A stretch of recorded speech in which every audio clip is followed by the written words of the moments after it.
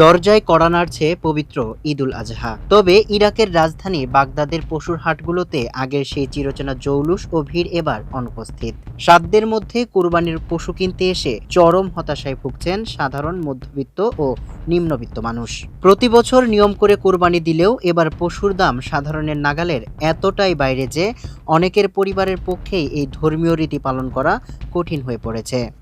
আমরা প্রতি বছরই কোরবানি দিই, এটি আমাদের জন্য একটি বাধ্যতামূলক ইবাদত। কিন্তু যে ভেড়া আগে 2000 ইরাকি দিনারে পাওয়া যেত, তা এখন বেড়ে 4 থেকে 500,000, এমনকি কোনোটি 600,000 দিনারও বিক্রি হচ্ছে।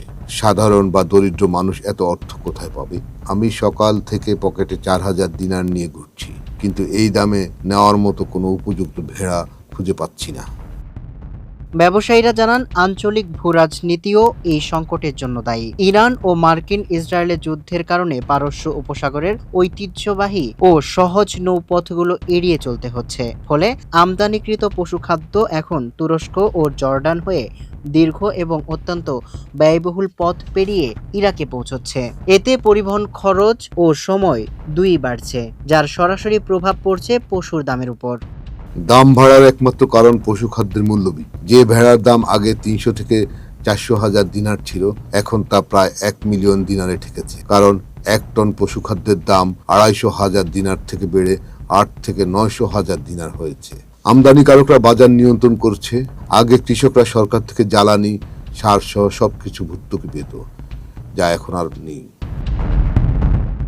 আগের দিনগুলোতে আমি একাই 100টি পর্যন্ত ভেড়া বিক্রি করতাম, আর এখন 10টি বিক্রি করাই কঠিন হয়ে গেছে। একটি ভেড়ার দাম 1000 দিনার হলে সাধারণ মানুষের জন্য কেনাটা খুবই স্বাভাবিক ছিল, কিন্তু দাম যখন 5 গুণ হাজার হয়, তখন বেশিরভাগই আর কেনার ক্ষমতা থাকে না। আগে যেখানে প্রতি 20 জন ক্রেতার সবাই কোরবানি দিতে পারতেন, সেখানে এখন বড়জোর 2 জন কিনতে পারছেন।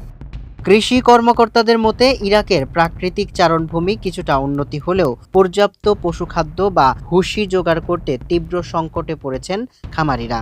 এর মূল কারণ সরকারি সহায়তার অভাব। অতীতে কৃষি মন্ত্রণালয় থেকে খামারিদের যে ভর্তুকি দেওয়া হতো, সম্প্রতি বছরগুলোতে তা আশঙ্কাজনকভাবে কমেছে।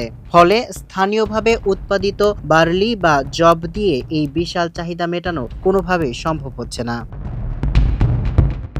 একদিকে স্থানীয় পশুপালন খাতে অপর্যাপ্ত সরকারি ভর্তুকি, অন্যদিকে যুদ্ধকালীন দীর্ঘ সরবরাহ চেইন, দুইয়ের জাতাকলে পড়ে ইরাকের ঐতিহ্যবাহী পশুপালন খাত এখন খাদের কিনারায়।